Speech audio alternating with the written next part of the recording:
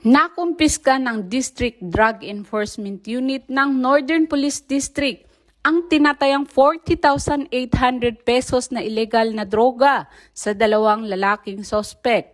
Kinilala ang mga sospek na sina Jomar Arqueo alias Popo, 26 na taong gulang at si Jerome Cruz, 29 na taong gulang.